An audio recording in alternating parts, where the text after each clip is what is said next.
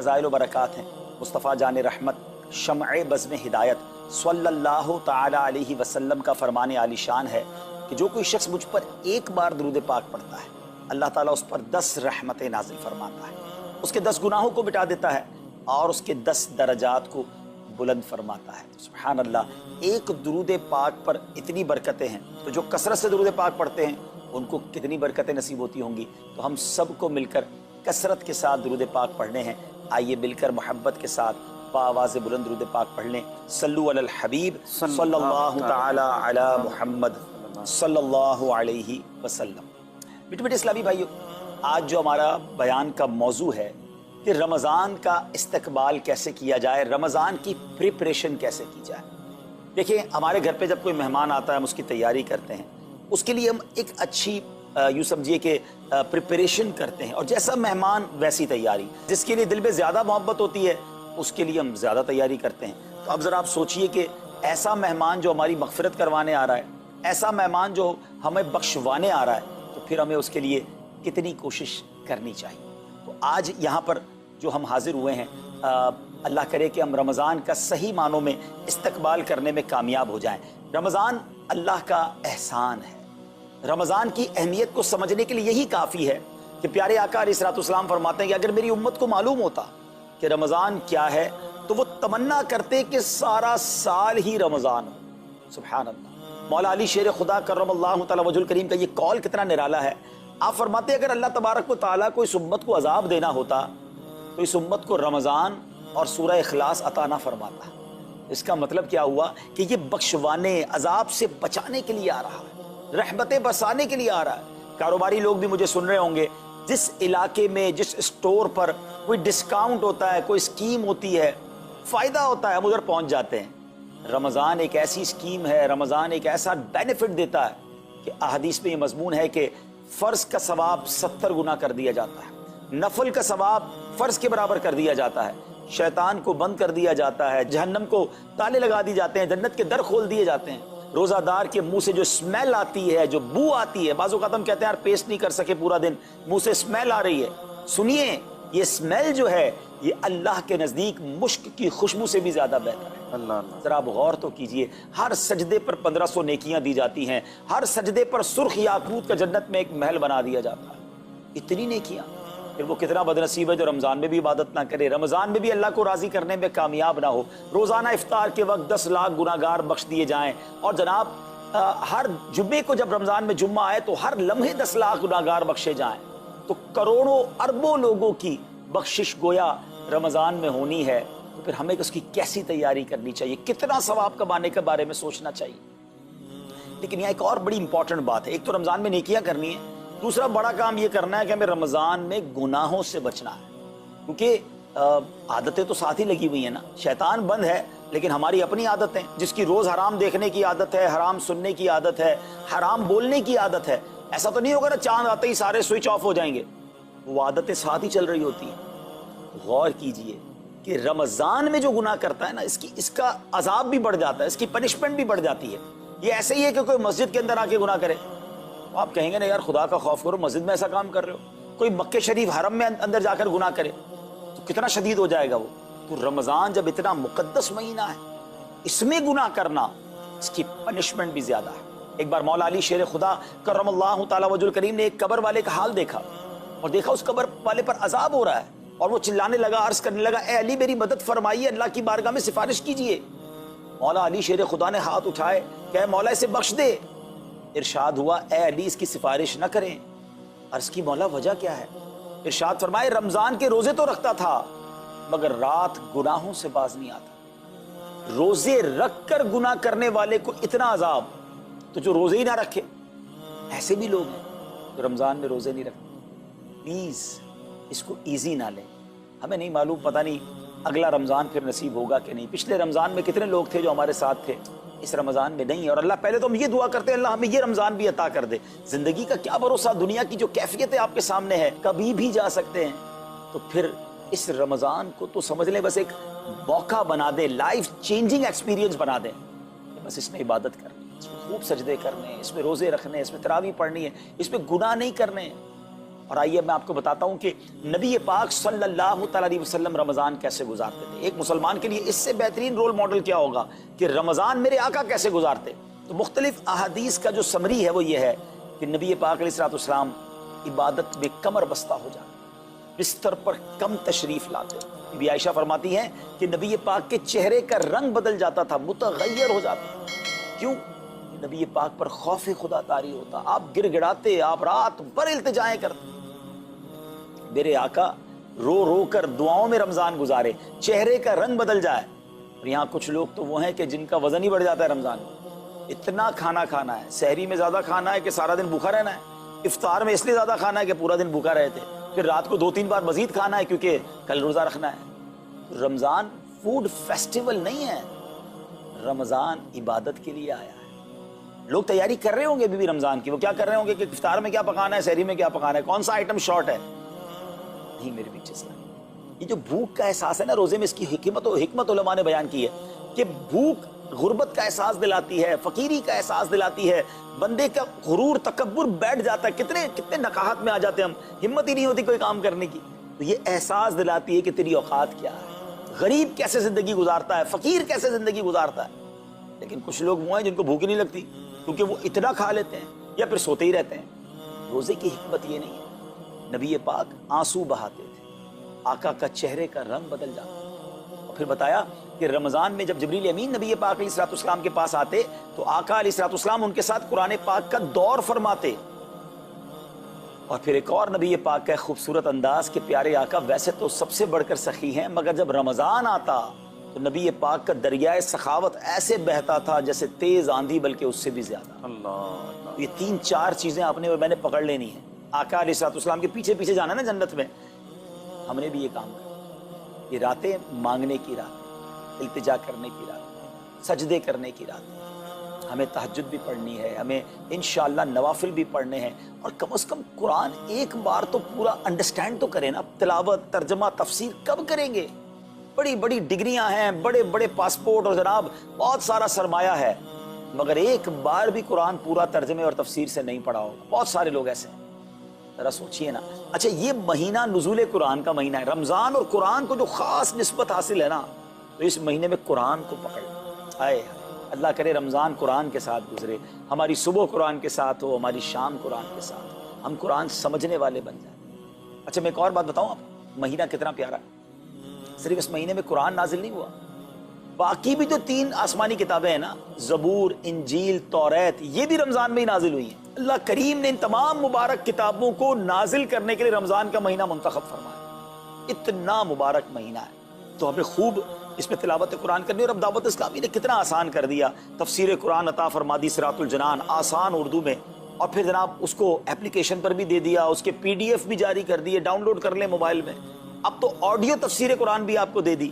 اگر پھر بھی سنیں نہ, پڑھیں نہ, قرآن سے دور رہیں تو یہ ٹھیک نہیں ہے. پلیز اس رمضان کو قرآن کے ساتھ گزاریں. اور پھر جو نبی پاک کا جو سخاوت والا انداز ہے نا, صدقہ و خیرات کرنا, ہر سائل کو عطا فرماتے, تو یہ بھی ہمارا ایٹیٹیوڈ ہونا چاہیے کہ خوب دل کھول کر خرچ کریں. سب سے پہلے اپنی پوری زکوٰۃ ادا کریں. یہ اتنی بڑی اب بدقسمتی ہوتی جا رہی ہے. ایسا فیل ہوتا ہے دنیا بھر کے تاجران اور لوگوں سے جب ہم ملتے ہیں کہ جس طرح رمضان کے علاوہ بہت تھوڑی تعداد میں مسلمان نماز پڑھتے ہیں نا 5 ٹائم, ایسا لگتا ہے اب زکوٰۃ بھی بہت کم لوگ ہی دیتے ہیں, پوری زکوٰۃ نہیں دیتے, اندازے سے نکال دی, کیلکولیشن کرتے نہیں ہیں. اور یہ بھی فیلنگز آتی ہیں کہ زکوٰۃ جتنی بڑھتی جاتی ہے نا, ہزاروں میں جس کی زکوٰۃ ہے وہ دے دیتا ہے, لاکھوں والا بھی شاید دے دیتا ہے, لیکن جب زکوٰۃ ہی کروڑوں میں پہنچ جاتی ہے نا, تو پھر یہ دل پر بھار پڑنا لگ جاتا ہے, ڈیفیکلٹ لگنا شروع ہو جاتی ہے. بندہ یہ کیوں نہیں سوچتا کہ اگر اللہ پاک نے مجھ پر لاکھوں میں زکوٰۃ ہے تو اللہ نے کروڑوں دیے ہیں تو لاکھوں میں زکوٰۃ ہے نا.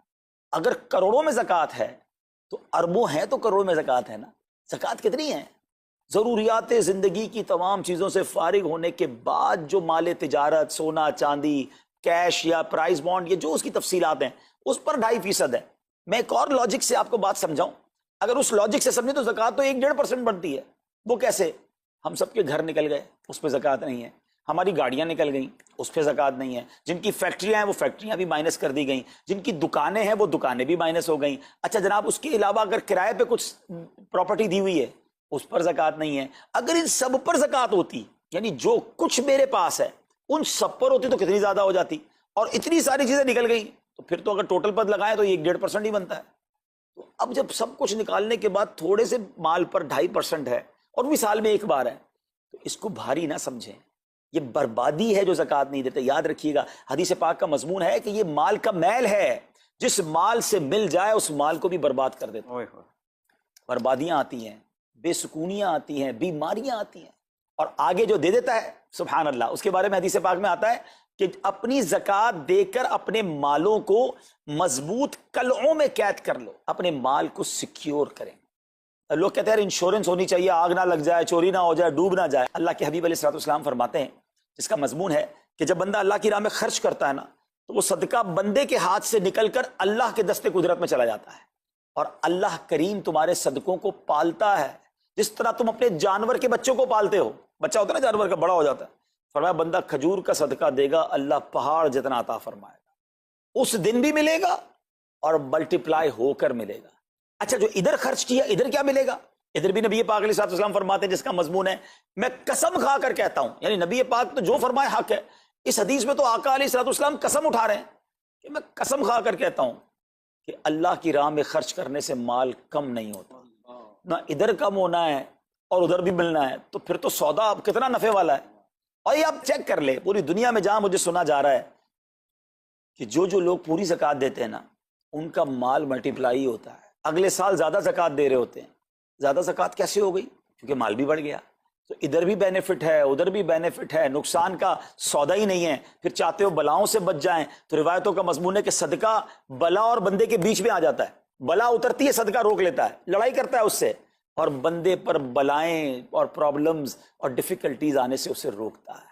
اگر چاہتے ہیں کہ برائیوں کے دروازے بند رہیں، چاہتے ہیں کہ بری موت سے بچیں، چاہتے ہیں کہ رزق میں اضافہ ہو، چاہتے ہیں کہ بلاؤں سے بچیں، ادھر بھی مال میں اضافہ ہو ادھر بھی خزانے ملیں، تو اللہ کی راہ میں دل کھول کر خرچ کریں. اور یہ مہینہ it's the right month for generosity, یہ بہترین مہینہ ہے سخاوت کرنے کا، کیونکہ نبی پاک کا یہ انداز تھا کہ رمضان میں خوب سخاوت فرماتے. تو غریبوں کی مدد کریں، ایسی مدد کریں کہ چہروں پہ مسکراہٹیں آ جائیں، لوگوں کے دسترخوان اچھے ہو جائیں، ان کے گھروں میں بھی کچھ اچھے کھانے پہنچ جائیں. اور اس میں سب سے بہترین طریقہ یہ ہے کہ اپنے غریب رشتہ داروں کو آپ مدد کریں. اگر وہ مستحق ہے نا زکوٰۃ کے تو حق ہے کہ سب سے پہلے اپنے غریب رشتہ داروں کو دیں. پھر زکوٰۃ بچ جائے تو عاشقان رسول کی عظیم الشان بڑی تحریک دعوت اسلامی آپ کے سامنے ہے، جو دین متین کی خدمت کر رہی ہے. جامعۃ المدینہ ہیں، مدرسے ہیں، بچے اور بچیاں عالم بن رہے ہیں، عالمہ بن رہے ہیں، حافظ بن رہے ہیں، ناظرہ قرآن، اور ان سے کوئی فیس بھی نہیں لی جا رہی. ہزاروں بچے فری آف کاسٹ ہمارے پاس ایکوموڈیشن رکھے ہوئے ہیں جن کو کھانا پینا رہنا دعوت اسلامی نے دینا ہے. آپ ذرا سوچئے یہ امت کی کتنی بڑی خدمت ہے کہ علماء دینا، حافظ قرآن، مسجدوں کے امام یہاں سے پروڈیوس ہوتے ہیں. اور پھر آگے چلیں تو دعوت اسلامی نے اسلامک میڈیم اسکول بنائے دارالمدینہ، پھر سال کی 600 کے قریب مسجد دعوت اسلامی بناتی ہے. میڈیا کے ذریعے جو بے حیائی پھیلائی جا رہی تھی، تو مدنی چینل اردو، پھر مدنی چینل انگلش، پھر مدنی چینل بنگلہ.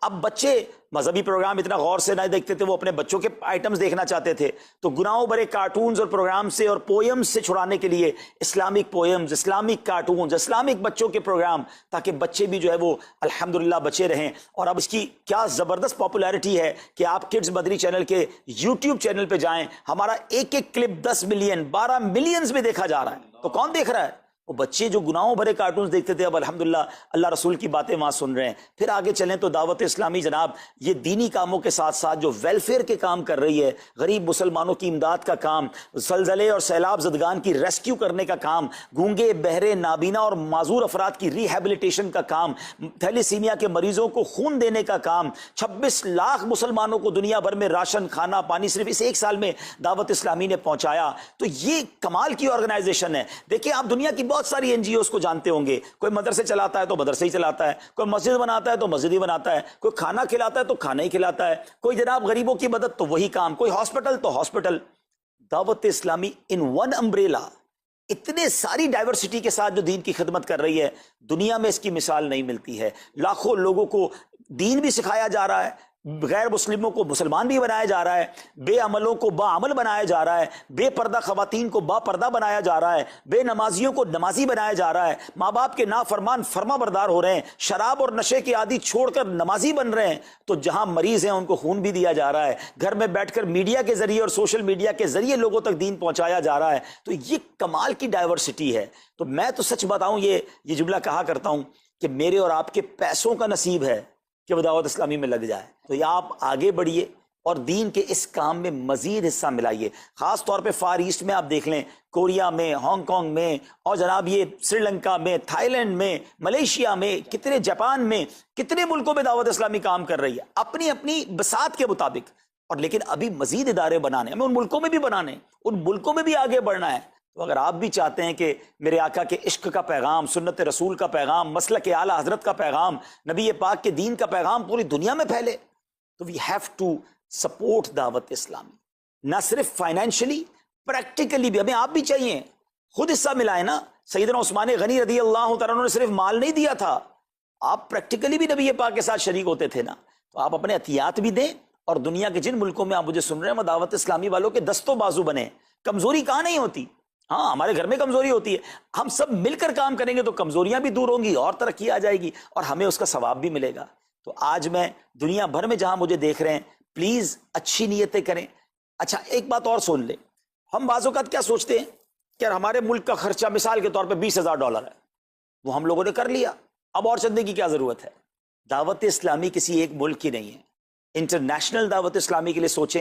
دنیا میں جہاں بھی دین کا کام ہو رہا ہے وہ میرا ہے، یہ میں اپنے ملک اور اپنی سٹی کے بارے میں سوچوں گا تو شاید میں بڑا کام نہ کر سکوں۔ آپ کو تو موقع مل رہا ہے انٹرنیشنلی مدنی کاموں میں اپنا حصہ ملائیں، تو دعوت اسلامی کو دل کھول کر سپورٹ کریں۔ ہم انشاءاللہ جتنے عطیات بڑھیں گے انشاءاللہ مزید مدنی کام بڑھانے کا ارادہ رکھتے ہیں۔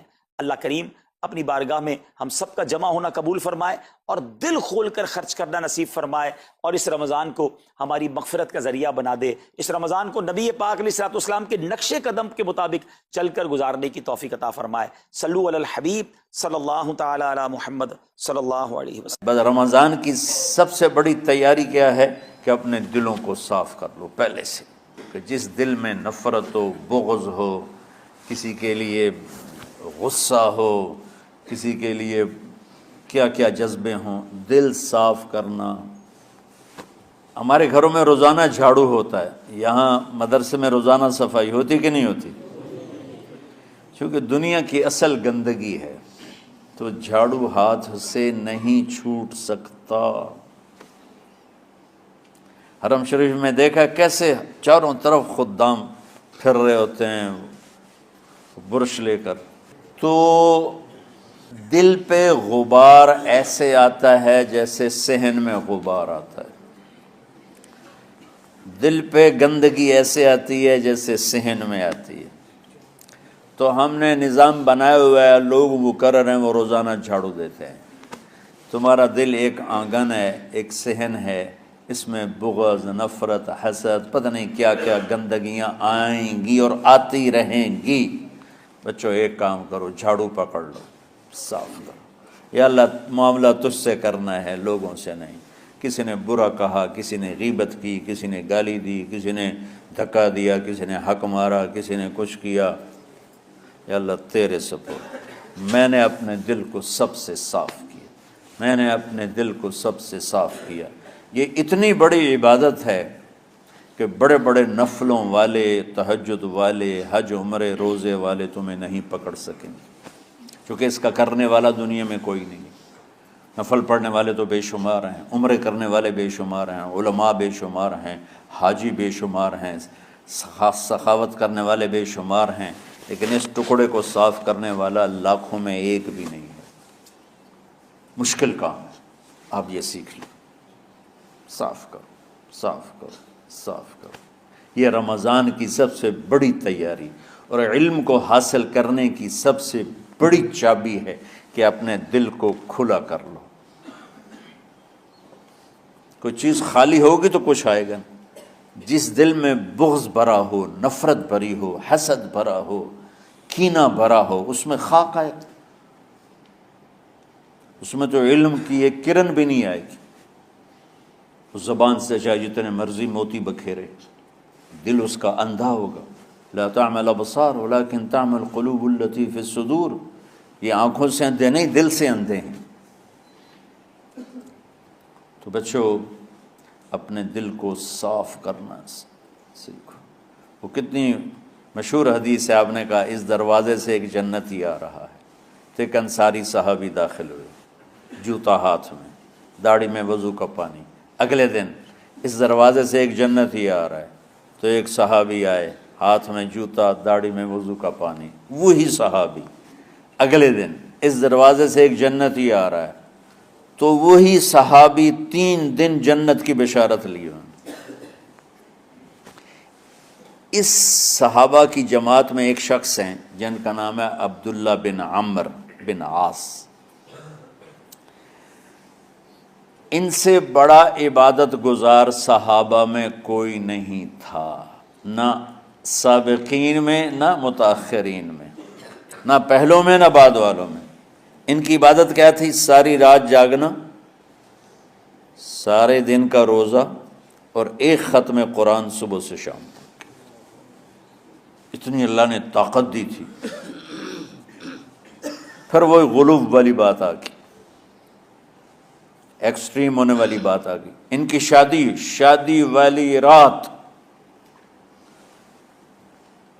حجلہ عروسی میں داخل ہو رہے ہیں، دلہن کے کمرے میں داخل ہو رہے ہیں، اور مصلی بچھا کے اللہ اکبر، اور دے نفل تے نفل. تو ان کی بیگم نے دیکھا تو وہ بھی خیر کا زمانہ تھا، انہوں نے بھی وضو کیا اور پیچھے مصلی بچھا کے وہ بھی فجر تک نفل پڑھتے رہے. صبح ہوئی تو حضرت عمر بن عاص رضی اللہ عنہ نے پوچھا بیٹی رات کیسی گزری؟ کہا جی ماشاءاللہ آپ کے بیٹے تو بڑے عبادت گزار ہیں، ساری رات نفلوں میں ہی گزری. تو وہ ان کو شکایت کر دی. حضرت عمر بن عاص کو اتنا غصہ چڑھا، بیٹے کو تو کچھ نہیں کہا، کتنی حکمت کی بات ہے. سیدھے گئے اللہ کے نبی کے پاس، یا رسول اللہ یہ عبداللہ دیکھیں کیسا نادان ہے، اس کی شادی کی ساری رات نفل پڑھتا رہا. تو آپ کہتے ہیں ماشاءاللہ کتنی بڑی بات ہے، نفلوں میں گزر گئی، رات بھی نفلوں میں گزر گئی. تو آپ نے حضرت عبداللہ بن عمر کو بلا کے ڈانٹا کہ تو نے مہینے میں 3 دن روزے رکھنے ہیں، بس اس سے زیادہ نہیں رکھنے، اور ہفتے میں 1 قرآن ختم کرنا ہے. کہا یا رسول اللہ میرے اندر طاقت زیادہ ہے. پھر اچھا 15 دن روزے رکھنے، کہ نہیں میرے اندر طاقت زیادہ ہے. آپ اس کو تھوڑا تھوڑا کر کے گھٹاتے رہے، اور وہ ہر دفعہ نہیں یا رسول اللہ میرے اندر طاقت زیادہ ہے. تو آخر میں آپ نے کہا اچھا چلو 100 میں داؤدی پہ آ جاؤ، 1 دن روزہ رکھو، 1 دن افطار کرو، اور 3 دن سے پہلے قرآن ختم نہیں کرنا. تو آپ نے اس کو پیچھے کیا. یہ بیٹھے تھے اس محفل میں، ان کے دل میں آیا کیا یہ بزرگ مجھ سے زیادہ عبادت کرتا؟ رات میں ساری جاگتا ہوں، دن روزہ رکھتا ہوں، 1 ختم کرتا ہوں، تو جنت کی بشارت تو مجھے ملنی چاہیے تھی، ان کو کیسے مل رہی؟ یہ کسی کتاب میں نہیں لکھا کہ یہ ان کا جذبہ تھا، لیکن جو کہ میں ان کی سیرت کو جانتا ہوں تو مجھے خیال آتا ہے کہ ان کی نفسیات میں یہ بات آئی ہوگی، چونکہ صرف انہی کو خیال آیا کہ میں جا کے دیکھتا ہوں کہ یہ بزرگ کیا کرتے ہیں. تو ان کے پاس پہنچ گئے. چاچا ذرا، وہ ادھیڑ عمر تھے، چاچا وہ میرے ابا تھوڑے ناراض ہیں تو کچھ دن آپ کے پاس گزار لوں. کا بیٹا بسم اللہ آ جاؤ. اب رات ہوتے ہی عشاء کی نماز پڑھ کے انہوں نے جلدی سے چادر اوپر لی اور یوں سراغ کر کے ان چاچے کو دیکھنے لگے ایسے کر کہ اب یہ کیا ساری رات سجدہ کرے گا اور ساری رات روتے روتے روتے روتے مصلی گیلا ہو جائے گا، یا ساری رات رکوع کرے گا، ساری رات قیام کرے گا، ساری رات قرآن پڑھے گا. اس تصور سے یوں دیکھ رہے. اور وہ بزرگ صحابی تشریف لائے، سرانے پہ سر رکھا، اللہم بسمک اموت و احیا، ہو گئے. اب یہ دیکھ رہے ہیں ابھی اٹھیں گے، ابھی اٹھیں گے، ابھی اٹھیں گے. اٹھے نا، فجر کی اذان پہ اٹھے. اب یہ تو حیران پریشان ہو گئے کہ یہ کیا ہو. اس زمانے میں تو منافق تہجد نہیں چھوڑتے تھے ڈر کے مارے کہ پتہ نہ چل جائے ہمارے کفر کا. تو یہ چاچا جنت بھی لے گیا تو ستا بھی پیا کہ چلو کل دیکھوں گا. اگلی رات پھر چادر سر پہ کر کے اور یوں سوراخ کر کے لیٹے ہوئے اور دیکھ رہے. چاچا پھر تشریف لائے اور سرانے پہ سر رکھا، اللہم بسمک اموت و احیا، ہو گئے. فجر کی اذان پہ اٹھے. یہ اور پریشان ہو گئے کہ میرا نبی کا فرمان تو سچا ہے، اس میں تو شک بھی کفر ہے، لیکن عمل کیا ہے جس پر اس کو جنت کی بشارت ملی؟ 2 رکعت نفل بھی نہیں. اور آج کے دور میں تم میں سے ماشاءاللہ اکثر بچے تہجد پڑھتے ہیں کہ 1 رات اور دیکھوں گا، تیسری رات اللہم بسمک اموت و احیا، ہو گئی ساری رات. تو تیسری رات پھٹ پڑے عبداللہ بن عمر، کہنے لگے چاچا میری ابا سے کوئی لڑائی نہیں تھی، 3 دن میں تیرے بارے میں سنتا رہا، جنتی جنتی جنتی. میں دیکھنے آیا تھا کہ آپ کیا کرتے ہیں، آپ تو کچھ بھی نہیں کرتے ہو، ساری رات سوتے رہتے ہو، اب کیا کرتے ہو؟ انہوں نے کہا بیٹا یہی ہے جو تم نے دیکھا ہے. اب ان کو سمجھ میں نہیں آ رہا کہ یہ جوڑ کیسے بٹھاؤں، ادھر جنت کی بشارت، ادھر ساری رات خراٹے. اب یہ اس میں جوڑ کیسے بٹھاؤں، کیونکہ نبی کی بات تو غلط ہو نہیں سکتی. تو اب وہ نا ایسے نا بڑے بے دل سے ہو کر واپس مڑے، پتہ نہیں کی چکر ہوئے گی کوئی گل. جب وہ دروازے تک پہنچے تو کہنے لگے بیٹا ادھر آنا. واپس آ گئے. کہا میں تمہیں اصل راز کی بات بتاتا ہوں. کہا کیا ہے کیا ہے؟ تو یہاں ہاتھ رکھا، کہا یہ جو دل ہے نا اس میں کسی انسان کی نفرت نہیں.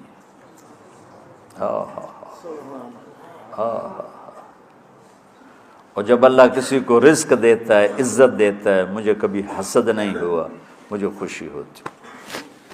تو عبداللہ بن عمر نے کہنا تھا ہاں یہ بات ہے، نہیں، انہوں نے کہا ہاذا ہوا، اچھل کے کہنے لگے ہاذا ہوا، ہاں ہاں ہاں ہاں یہی ہے یہی ہے یہی ہے. پھر کہنے لگے چاچا پر یہ میرے بس کا نہیں ہے، کون کرے گا یہ؟ اتنے بڑے آدمی ہو کر کہہ رہے ہیں کہ یہ میرے بس کا نہیں. تو بچوں، دنیا میں جنتی بننا ہے اور علم اللہ سے لینا ہے تو اسے صاف کر دو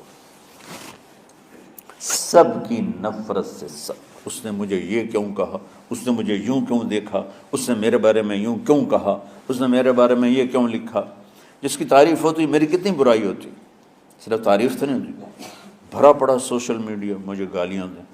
اللہ کے فضل سے میرے دل میں ایک ذرے کے برابر کبھی کوئی منفی جذبہ نہیں آیا. آئے تو میں دھو کے صاف کر دیتا ہوں. یا اللہ میں نے اپنے دل کو صاف کیا، میرا معاملہ تیرے ساتھ ہے، کسی کے ساتھ نہیں. یہی آپ رمضان کی سب سے بڑی تیاری، علم کے حاصل کرنے کا سب سے بڑا ہتھیار آپ کو یہ نہیں ہے کہ تمہیں کتابیں یاد ہو جائیں، تمہیں اشعار یاد ہو جائیں. تو ساری امت سے کہتا ہوں رمضان کا استقبال کرو، دلوں کو صاف کر کے، نفرتوں کو مٹا کے، مذہبی نفرت، دنیاوی نفرت، رشتوں کی نفرت، بول چال کی نفرت، سیاست کی نفرت، لین دین کی نفرت، ان سب سے اپنے دل کو صاف کرو تاکہ رمضان میں اللہ نے علم اتارا، اللہ تعالیٰ آپ کو علم عطا فرمائے. اور باقی لوگ جو عام دنیا میں زندگی گزار رہے ہیں ان کے دلوں میں اللہ رمضان کا نور اتارے اور اپنے اور ہدایت کا نور اتارے. یہ سب سے بڑی تیاری ہے اس کی. اور کسی سے گلہ ہے، غصہ ہے، ناراضگی ہے، کسی سے بولتے نہیں ہو. ابھی سے شعبان آ چکا ہے، آپ شعبان سے رمضان کی تیاری شروع فرما دیتے تھے. تو اس کی تیاری کیا ہے؟ وہ دلوں کو صاف کرو، معاف کرو، معافی مانگو. تمہارا قصور نہیں پھر بھی معافی مانگ لو، دلوں کو صاف کرو. اور اپنے اور اللہ سے سخاوت مانگو کہ اللہ کو سخی بھی پسند ہے اور صاف دل والا بھی پسند ہے.